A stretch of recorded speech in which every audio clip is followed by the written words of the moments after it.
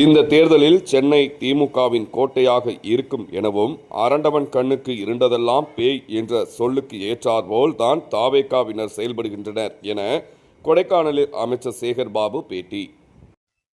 முழுக்க இந்த திராவிட மாடல் ஆட்சிக்கு இருக்கும் என்பதற்கு சான்றாக இந்த திருக்கோயிலுக்கு வந்த பக்தர்கள் எல்லாம் மகிழ்ச்சியோடு கை கொடுத்து அவருடைய மகிழ்ச்சியை, உற்சாகத்தை வெளிப்படுத்தி கொண்டதில் மகிழ்ச்சி.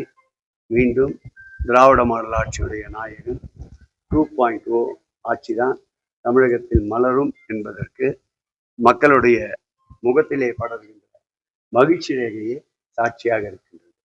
சார், சென்னை எப்படி சார்? சென்னை எப்பொழுதுமே திராவிட முன்னேற்ற கழகத்தின் கோட்டைத்தான். வாக்கு சதவீதம் பார்த்தால் கூட 2021ஆம் ஆண்டு, 2024ஆம் ஆண்டு 2 தேர்தலிலும் 100க்கு 100 மதிப்பெண்கள் திராவிட முன்னேற்ற கழகம் கிடைத்தது. அதே போல்தான் இப்போது நடைபெற்ற 2026 சட்டமன்ற தேர்தலிலும் வாக்கு வித்தியாசம் பெரிய அளவு பதிவான கணக்கை எடுத்துக்கொண்டால் பெரிய அளவு வாக்கு வித்தியாசம் இல்லை. அவை எப்பொழுதும் போல் தொடர்ந்து திராவிட முன்னேற்ற கழகத்தின் கோட்டையாக சென்னை இருக்கும் என்று உறுதியாக நம்புகிறேன்.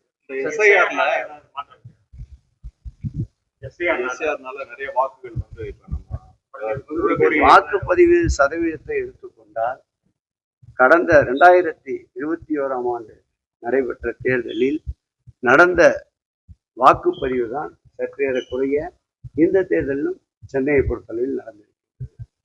எங்க கட்சி உருவாக்கி தேர்தலில் போட்டிட்டனாலதான் வாக்கு கூடி இருக்குன்னு தாவாக சொல்றாங்க.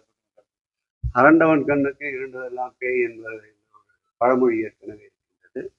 அது வேண்டுமானால் அவருடைய இந்த சொல்லுக்கு உதாரணமாக எடுத்துக்கொள்ளலாம். தேர்தல் முடிந்ததுக்கு அப்புறம் அதிகமா திமுக தலைவர்கள் தான் வெளியே பார்க்க முடியும். அதிமுக தலைவர்களோ மற்ற யாரையும் பார்க்க முடியாது. என்ன காரணம்? உற்சாகமாக திராவிட முன்னேற்ற கழகம் இருக்கிறது என்பதற்கு அது ஒரு அடையாளம்.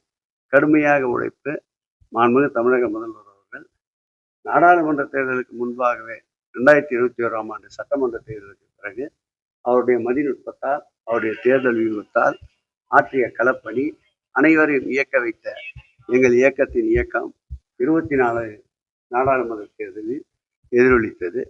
அதேபோல் 2022ஆம் ஆண்டு நடைபெற்ற மாநகராட்சி உள்ளாட்சி மன்ற தேர்தலிலும் அதேபோல் அவர்